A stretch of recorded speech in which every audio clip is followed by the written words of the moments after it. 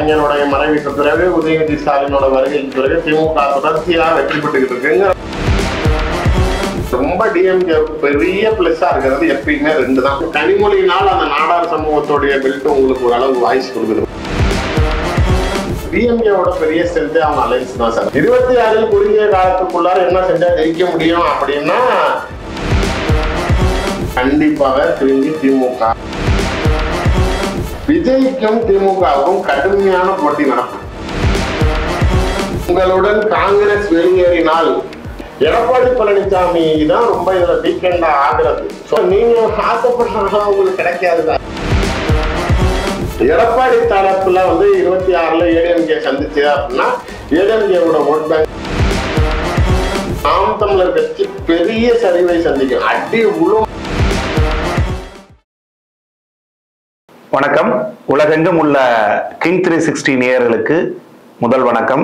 தமிழக சட்டமன்ற தேர்தல் இன்னும் சில மாதங்களில் நடைபெற உள்ளது. தேர்தல் ஜுரம் அகில இந்தியாவே உற்று நோக்கும் வகையில் தமிழகத்தில் அனல் அடித்துக் கொண்டிருக்கிறது. காலையில் ஒரு பிரேக்கிங், மாலையில் ஒரு பிரேக்கிங் என்றெல்லாம் இருந்தாலுமே கூட அரசியல் சச்சரவுகளும் பஞ்சமில்லாமல் நடந்து கொண்டே இருக்கிறது.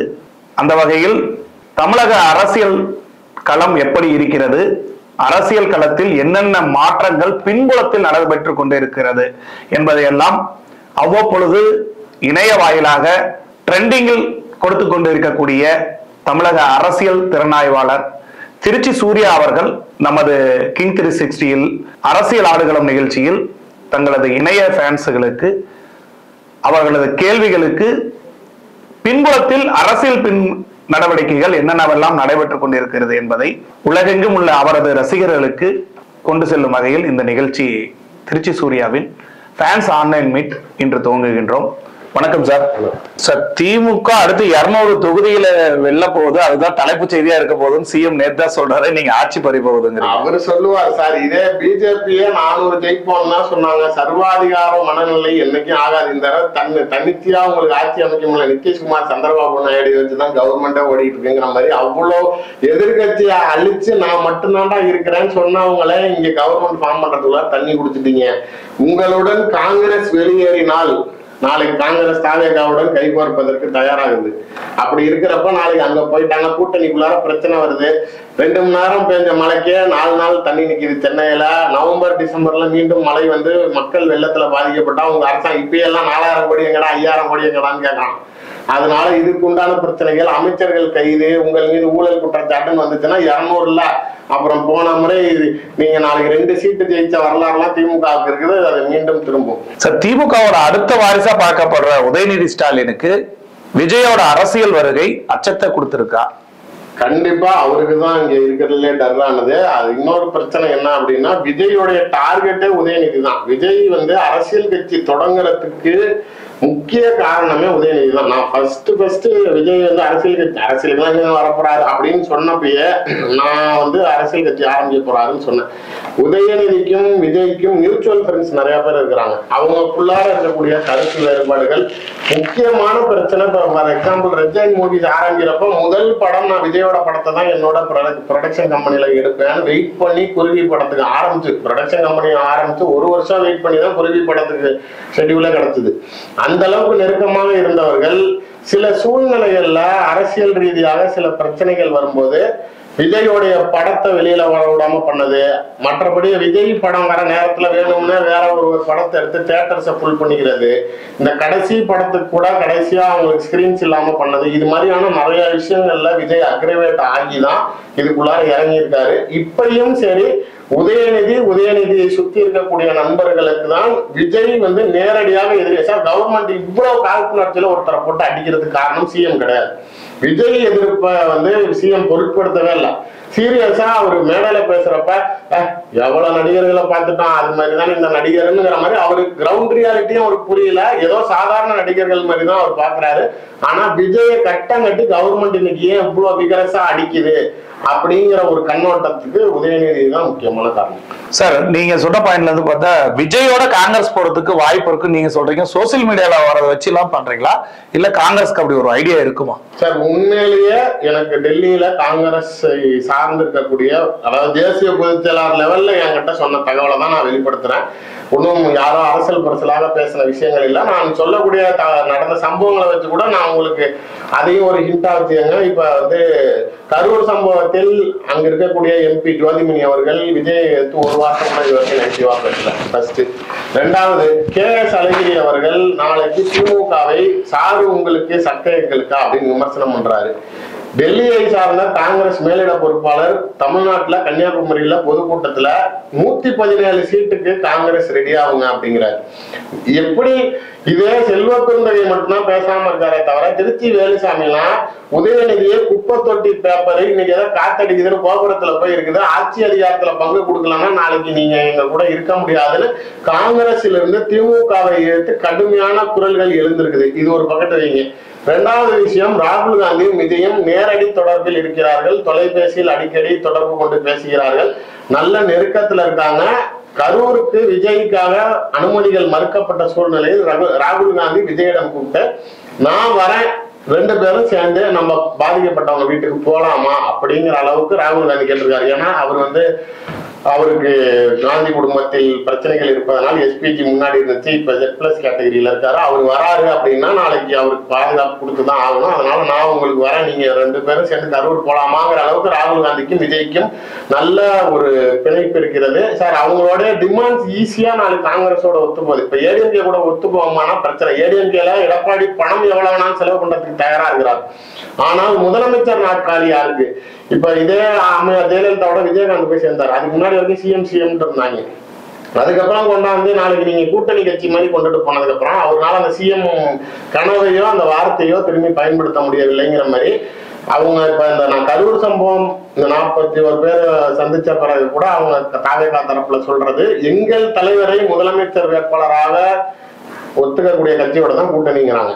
அது மாதிரி தனித்து போட்டி அதிமுகவுடன் போறதுக்கு இல்ல. அதான் அதிமுக கொடி இப்ப எடப்பாடி வந்து தாவேகா கொடி பறக்குதுன்னு சொன்னது அது ஒன் சைடுல போங்கிறாங்க. சோ அவங்களோட ஸ்டேட்மெண்ட்ஸ் படி பாக்குறப்பையும் காங்கிரஸோட ஈஸியா போயிடும். என்ன அப்படின்னா ராகுல் காந்தி நான் பிரைம் மினிஸ்டர் கேண்டிடேட், நீ சீஃப் மினிஸ்டர் கேண்டிடேட், ஈஸியா டீல் முடிஞ்சிடும். பட் தாவேகாவுக்கு கொஞ்சம் பொருளாதார ரீதியான பிரச்சனைகள் இருக்குது அப்படிங்கிறப்ப காங்கிரஸ் வில் ஹெல்ப். எதனால அப்படின்னா ரேவந்த் ரெட்டி பக்கத்துல தெலுங்கானா கவர்மெண்ட் இருக்கு, இல்ல DK சிவகுமார் இருக்காரு, சித்தராமையா இருக்காரு, கூப்பிட்டு நாளைக்கு பணம் கொடுறா அப்படின்னா 1000 கோடி 2000 கோடி தேர்தலுக்குன்னு கொடுப்பாங்க. அதற்கு அப்பாற்பட்டு 100 சீட்டாச்சு காங்கிரஸ் கொடுப்பாரு விஜய் அப்படிங்கறதுதான் பெரிய எதிர்பார்ப்பா இருக்குது.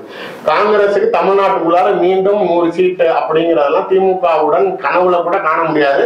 ஸ்டாலின் ராகுல் காந்தி ஒரு பக்கெட்டு கிரௌடு, இதே விஜய் ராகுல் காந்தி ஒரு பக்கெட்டு அப்படிங்கிறப்ப கிரௌடு புல்லிங் எப்படி இருக்கும்னு பாத்துக்கங்க.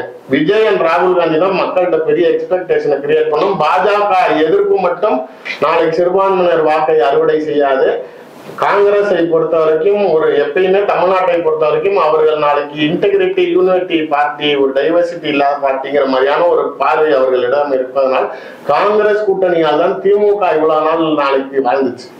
இதே பிளஸ் நாளைக்கு விஜய்க்கும் கொடுப்பாங்க. நீங்க எழுதி வச்சுக்கோங்க.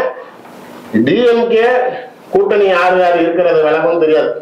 இப்ப தேமுதிக ஓகே பண்ணிருக்கிறீங்க, அது மாதிரி திரும்பி பாமக அப்பா இப்ப ராமதாஸ் வந்தா திருமாவளவன் ஏத்துக்கிறாங்க, அன்புமணி வந்தாதான் நான் இருக்க மாட்டேன், புதுசா ஒரு லாஜிக் கண்டுபிடிக்கிறாரு திருமாவளவன். பாமக இருந்தா வரமாட்டேன்னு அவரு இப்ப அப்பா வரட்டும் ஓகே, மகனை சேர்த்துக்கிட்டீங்கன்னா நான் ஒத்துக்க மாட்டேங்கிறாரு. சோ திமுக கதைங்கிறது என்னன்னு தெரியல. பட் திமுக தனியா நிற்கும், ஒரு பக்கெட் ஒரு DMKங்கிற ஒரு குரூப் நிற்கும், ADMKவும் BJPயும் கன்ஃபார்ம், தாவேகாவும் காங்கிரஸும் நிற்கும், நாம் தமிழர் 4ஆவதா தனித்து நிற்கும். ஸோ 4 முனை போட்டி தான் 26ல இருக்கும். இந்த டேட்டை இந்த தேதி போட்டு கூட குறிச்சு வச்சுக்காங்க. நான் சொல்றது நடக்கலன்னா நீங்க நினைக்கலாம். சார், திமுக கூட்டணி அணியாவும் அதிமுக மற்றும் தாவேகா கூட்டணி உறுதியாயிடுச்சு, பொங்கலுக்கு அப்புறம் அறிவிப்பு வரும், கொடி பறக்குது பாருங்கலாம் எடப்பாடி சொல்லிட்டு இருக்காரு. நீங்க இப்படி சொல்றீங்க? அவரே சொல்லிட்டாரு, நாங்களும் தாவேகாவோட பேசல, தாவேகாவும் எங்க கிட்ட பேசலன்றாரு. சார், அவருக்கு அவங்களை விட்டா வேற வழி இல்ல.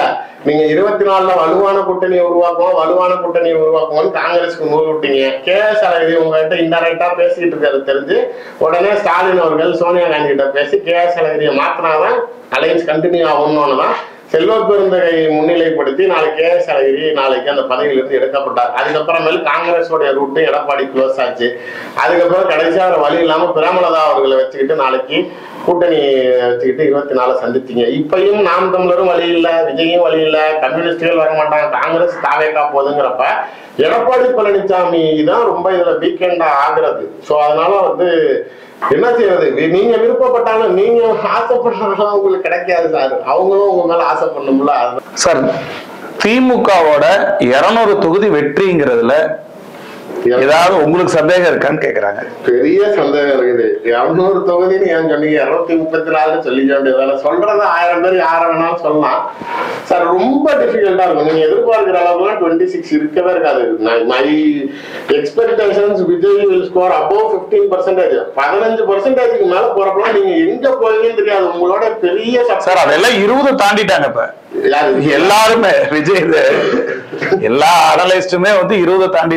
என்னை பொறுத்த வரைக்கும் 15% ரீசனபிள். நானே 5% மேல தாண்ட மாட்டாருன்னு சொன்னேன். இன்னைக்கு ஆனால் அவருடைய குரோத்துங்கிறது நாளைக்கு 15%க்கு மேலதான் இருக்குது. நீங்க நாம் தமிழர் கட்சி பெரிய சரிவை சந்திக்கும். அடி உளும் பாருங்க. சீமான் இனிமேட்டு ஆக்சுவலா போன தடவை 2024 MP எலெக்ஷன்லயே ரிசல்ட்டை பார்த்துட்டு வீட்டுக்குள்ளார போய் பெட்ரூம் 3 நாள் கூட்டிக்கிட்டு வெளியே வரலையா. இது ஆக்சுவலா அந்நியாரோட ஸ்டேட்மெண்ட், அவர் கயல்வெளி ஸ்டேட்மெண்ட். அவங்க வேற ஒரு முக்கியமான நபர்கிட்ட சொன்னது. ரூமுக்குள்ளாரே இருந்தவர் அந்த ரூமுக்குள்ளாரே குடிச்சுக்கிட்டு அங்கேயே இருந்தாங்க. வெளியால என்ன அப்படின்னா MP எலெக்ஷன்ல ஒரு பெரிய ஓட்டு ரேஷியோ வரப்போகுது அப்படின்னு ரொம்ப எக்ஸ்பெக்ட் பண்ணது. வரல அப்படின்னு ரொம்ப அப்செட் ஆயிட்டாருங்கிறாங்க.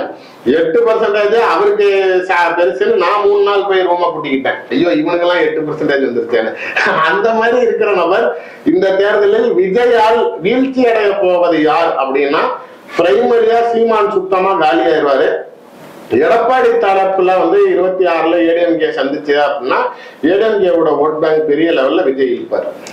சார் மாரிசாமிங்கிறவரை மரண அடி யாருக்கு தேர்தல்ல அப்படின்னு போட்டிருக்காரு. மரண அடினா சீமானு. அதுக்கு அப்பாற்பட்டு தேமுதிக சுத்தமா அழிஞ்சிரும்னு நினைச்சேன். ஆனா அது திமுக கூட போய் ஒட்டுறதுனால அது கொஞ்சம் தப்பிச்சுக்கும். பட் மரண அடினா அது சீமானாதான். இந்த 26ல் சீமானுடைய கட்சி நாளைக்கு 26க்கு பிறகு இருக்காது அப்படிங்கிறது தான். 26ல CM விஜயா அதே மாரிசாமி தான் கேட்டு வாய்ப்பு இல்லை. அது you have to wait for long time. கண்டிப்பா உங்களுக்கு ஒரு குறிப்பிட்ட ஒரு 5 அல்லது 10 வருஷமாச்சு டைம் எடுக்கும். நீங்க பொறுமையாக விஜயகாந்த் மாதிரி ஒரு ஃபர்ஸ்ட் அவர் ஒரு MLA ஆனாரு, அடுத்த பீரியட்ல ஒரு எதிர்கட்சி தலைவர் ஆனாரு. அந்த மாதிரி படிப்படியான வளர்ச்சிகள் தான் இருக்குமே தவிர வாக்கு சதவீதத்திலயோ மக்களுடைய எழுச்சியிலயோ நாளைக்கு கண்டிப்பாக ஒரு முன்னேற்றம் இருக்கும். CMங்கிறதெல்லாம் ஓவர் நைட் கனவுலாம். நீங்க எடப்பாடி ரொம்ப வீக்கா இருக்காருங்கிறதுனால அவ்வளவு ஆசைப்படக்கூடாது.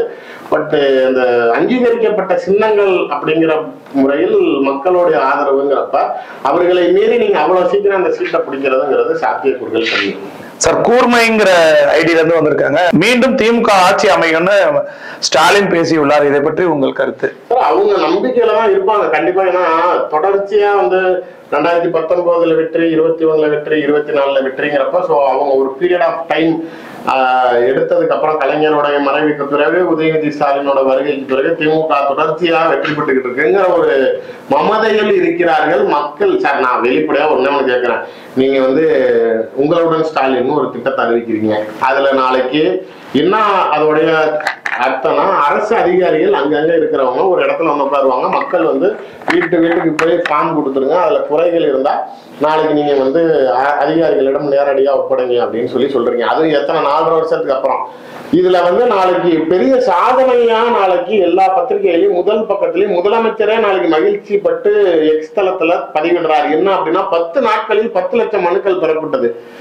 கொஞ்சமாச்சு யோசிச்சு பாருங்கப்பா. 10 லட்சம் மனுவிலையும் ஐயோ இந்த மாதிரி ஒரு துணை முதலமைச்சர் கிடைக்க நாங்க எத்தனை தவம் செய்தோமோ, ஐயோ இந்த மாதிரி திராவிட மாடல் ஆட்சியில் காலம் வாழ்வதற்கு நாங்கள் இந்த மாதிரி என்ன ஒரு புண்ணியம் செய்தோமோ நான் ஒரு எழுதி கொடுத்துருக்கேன்.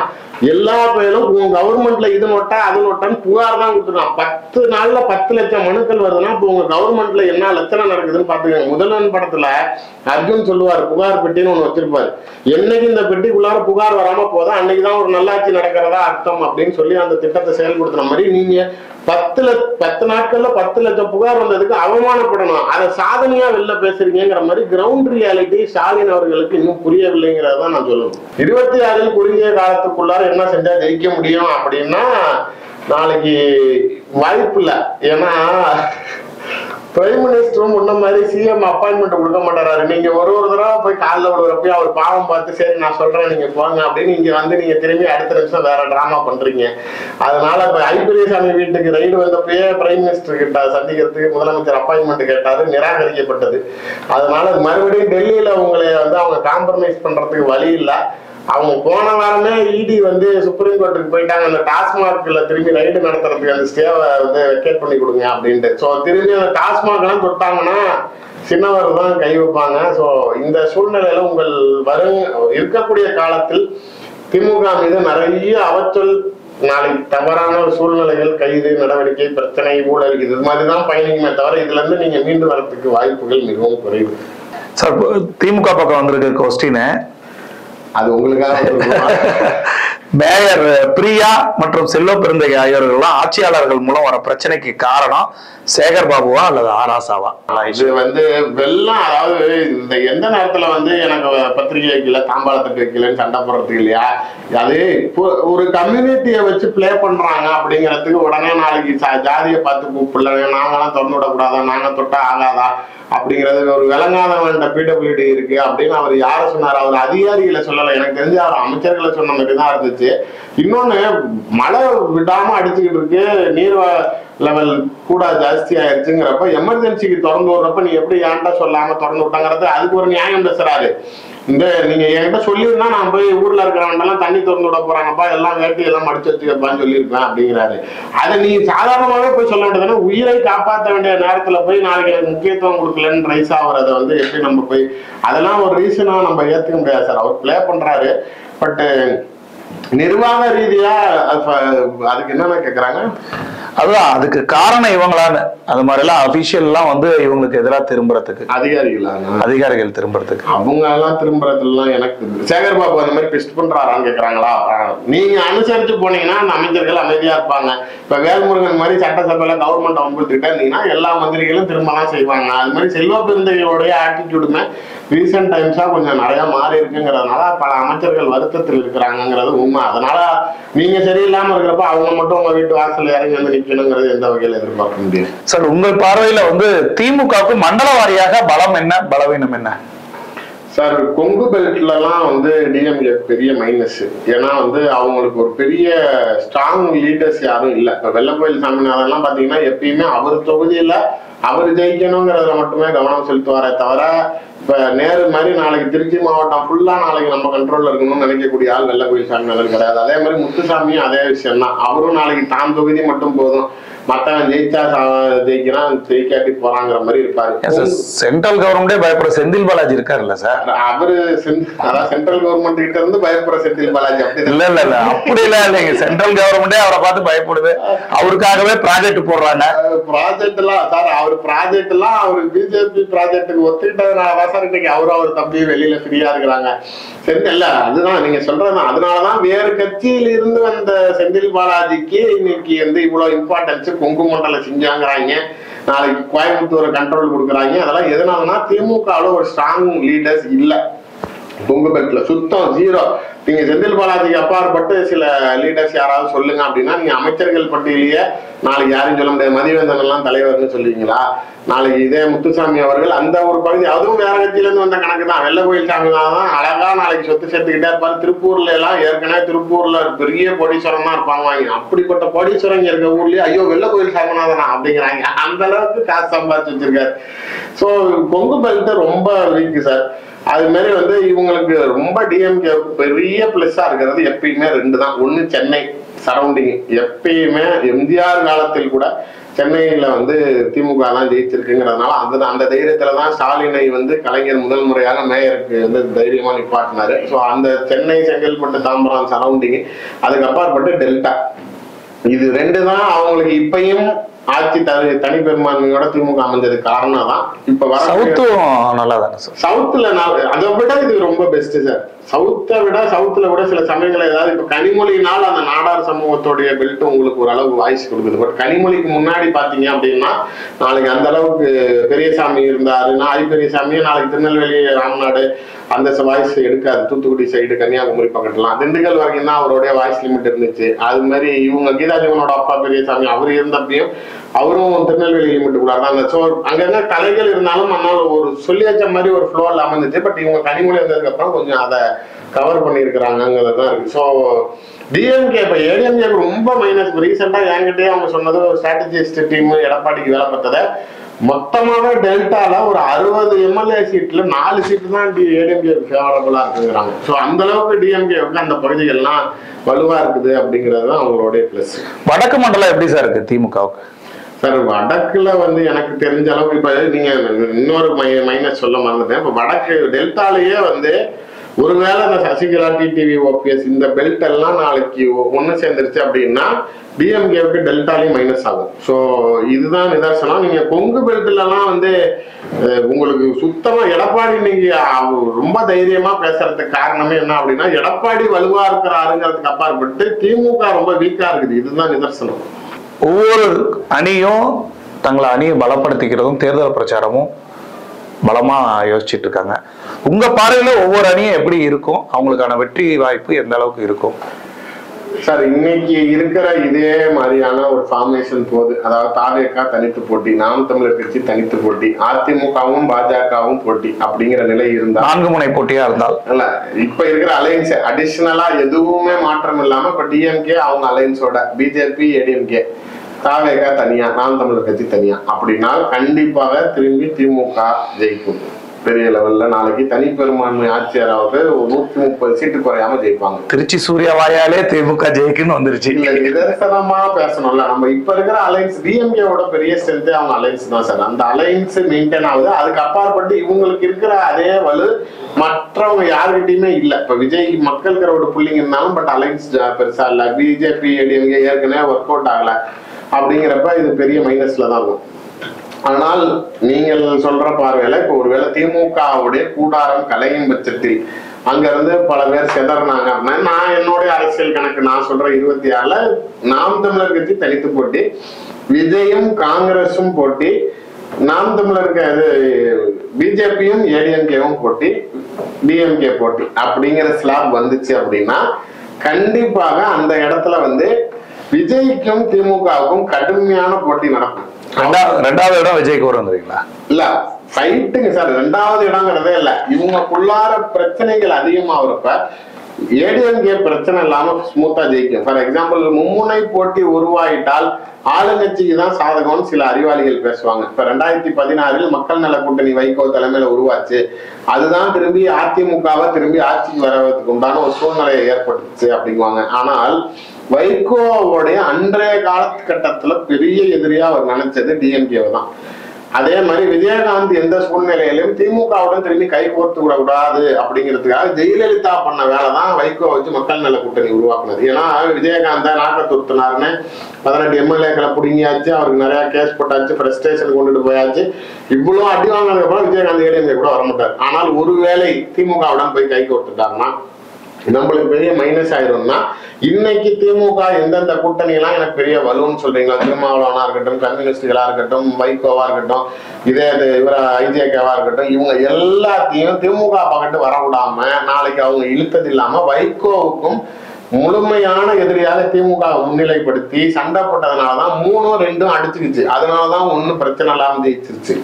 ஆனா இப்ப விஜய் சொல்வது மாதிரி ஒண்ணு தாவேகா இல்ல டிஎம்கே அப்படிங்கிற மாதிரி இருக்கிறப்ப அப்ப 1-3 அடிச்சுக்கும். விஜயும் ரூலிங் கவர்மெண்ட்டும் அடிச்சுக்கிறப்பதான் நாளைக்கு ஏடிஎம்கே பிஜேபினால ஸ்மூத்தா நாளைக்கு கொண்டு போய் அந்த சேர்ல உட்கார வைக்க முடியும்னு நினைக்கிறாங்க. 26 அதை நோக்கிதான் பயணிக்கும். என் அரசியல் கணக்குப்படி பாத்தீங்கன்னா இந்த தொங்கு சட்டசபை அமையும் சொல்றதுக்கெல்லாம் காரணம் என்ன அப்படின்னா 3 ஸ்ட்ராங்கா அலைன்ஸ் ஃபார்ம் ஆயிட்டால் அண்ணாமலை தான் இதை அடிக்கடி பயன்படுத்துறது. அண்ணாமலை டிடிவியும் ஏன் அந்த தொங்கு சட்டசபைன்னு அவங்க சொல்றாங்கன்னா ஒருவேளை அவங்க கணக்கு எடப்பாடியும் பிஜேபியும் இருக்கிறாங்க.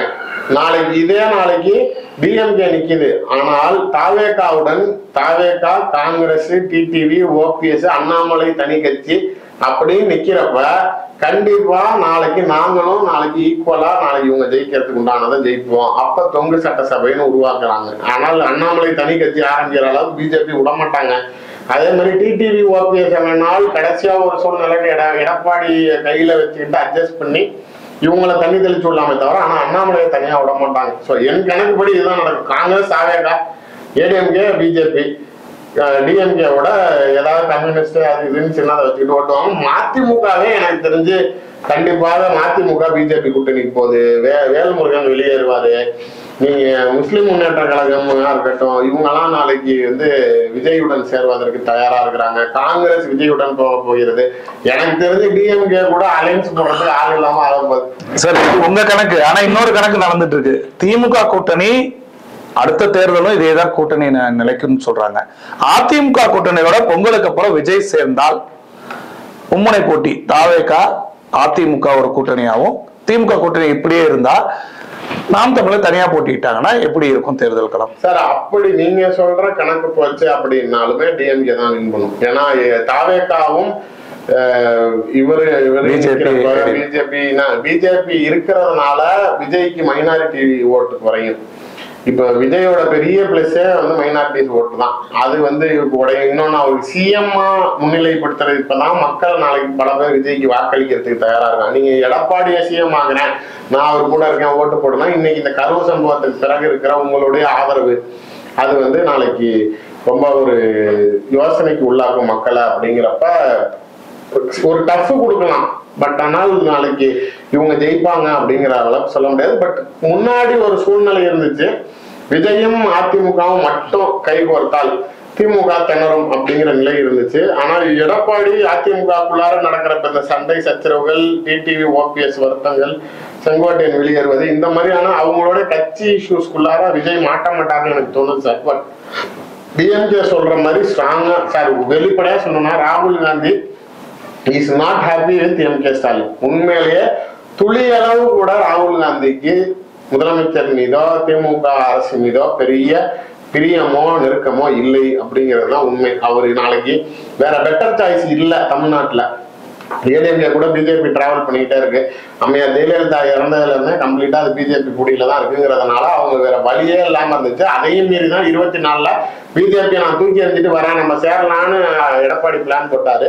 அதை ஸ்டாலின் அவர்கள் உணர்ந்து கே.எஸ். அழகிரி விரட்டிட்டு செல்வ பெருந்தகை கொண்டுட்டு வந்ததுக்கு அப்புறம் செல்வ பெருந்தகை பாஜக காங்கிரஸோட மாநில தலைவராக இருக்கிறாருங்கிறத விட திமுகவோட மாவட்ட செயலாளராக இருக்கிறாருன்னு தான் சொல்லணும்.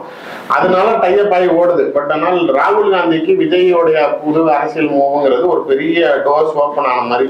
அதனால கண்டிப்பாக வந்து என்ன நான் எழுதி வேணாலும் தரேன் சார். கிங் 360ல இது ஒரு எக்ஸ்க்ளூசிவ் கண்டென்ட். நம்ம நடக்கிறப்ப இந்த டேட்டா போடுங்க. கண்டிப்பா ராகுல் காந்தியும் விஜயும் கைகோர்த்து கூடிய விரைவில் கன்னியாகுமரியில் கூட்டம் நடக்குது. அது இடத்தையும் சொல்லிடுறேன் சார். இன்னொரு தகவல், விஜய் முதல்வர் வேட்பாளராக போட்டியிட்டு பெரிய வெற்றி பெறலைன்னா அவர் வந்து அரசியல தாக்கு பிடிச்சி விஜயகாந்த் மாதிரி அடுத்த தேர்தலை சாதிப்பாரா, அல்லது சிரஞ்சீவி மாதிரி கட்சியை கலைச்சிட்டு போய் காங்கிரஸ்லயோ அல்ல பிஜேபிலயோ இதுலயோ ஒன்று சேர்ந்துருவாரா? கட்சியை கலைக்கிற அளவுக்கு எல்லாம் போக மாட்டார் சார். ஒண்ணு அவர் எனக்கு தெரிஞ்சு மக்களோட நிற்பாரு. இல்ல அப்படின்னா ஏதாவது பேரலா படமும் நடிச்சுக்கிட்டு அப்பப்ப வெளியில வந்து தலை காட்டுற மாதிரி அடுத்த எலெக்ஷன் வரைக்கும் கொஞ்சம் மைல்டா 2 பக்கத்தில் தொட்டுக்கிட்டு இப்பயே அப்பப்பதான் அரசியலுக்கு வராரு. இல்ல முழுசா வரலாம்னு நினைக்கிறதுக்குள்ளார நீங்க திருப்பி பங்களாக்குள்ளார வச்சு சாத்திட்டீங்க. இல்ல அந்த குறைகளை அவர் வந்து புரிஞ்சுக்கிறாரு. அரசியல் இதெல்லாம் பேசுறாங்களோ, ஓ இதெல்லாம் விமர்சனம் பண்றாங்களா, சரி அதை ரெக்டிஃபை பண்ணணும்னு நினைக்கிறாரு. பட் டோட்டலா இப்ப மாநாட்டிலே சொன்னார்ல, நான் ஒரு இடத்துல இருக்கிறேன், நீங்க எல்லாம் என்னை சந்திக்க வாங்கன்னா தானே நீங்க இடைஞ்சல் பண்றீங்க, இப்ப நான் மக்கள் இருக்கிற இடத்துக்கே போக போறேன், என்ன செய்ய போறீங்கன்னாரு. சரி சொல்றாரு, பண்ண மாட்டாருன்னு நினைச்சாங்க. இறங்குனாங்க. அந்த கூட்டங்கள் கட்டுக்கடங்காமல் போக தானே ஆட்சிக்கு பயம் வந்து அவங்க ஒரு இக்கட்டான சூழ்நிலைகளை உருவாக்குறாங்க. அது மாதிரி சார் அவரு என்னைய பொறுத்த வரைக்கும் இதுல ஏதோ சக்சஸ் பண்ணணும்னு நினைச்சிட்டு வராரு. ரொம்ப தெளிவா மற்ற நடிகர்கள் மாதிரி நம்ம ஃபெயிலியர் ஆயிடக்கூடாதுங்கிறதுல தெளிவா இருக்காரு. பட் எனக்கு ஒரு ஹோப் என்ன அப்படின்னா, இண்டிவிஜுவலா அவரு எனக்கு தெரிஞ்சு 31 வரைக்கும் கூட வச்சுக்கங்களேன், பெருசா அவரால் பண்ண முடியாது. பட் தனிப்பட்ட முறையில் அந்த கட்சி சார்பாக அவர் யாருடனோ இணைந்து அவரால் அந்த கட்சிக்கு ஒரு பெரிய உதவிகரமா இருப்பாரு அப்படிங்கிற மாதிரி தோணுது. நன்றி சார். நன்றி. இணையவாயிலா எல்லாரோட சேனலுக்கு கொடுத்துட்டு இருந்ததை தாண்டி எங்களோட நேரடியா ஸ்டுடியோக்கே வந்து ஒரு ஆன்லைன் மீட்ல வாரந்தோறும் இனிமேட்டு சனிக்கிழமை தோறும் King 360 வாயிலாக உங்க ஃபேன்ஸ் மீட்டு கொண்டு போலாம் சார். ரொம்ப நன்றி.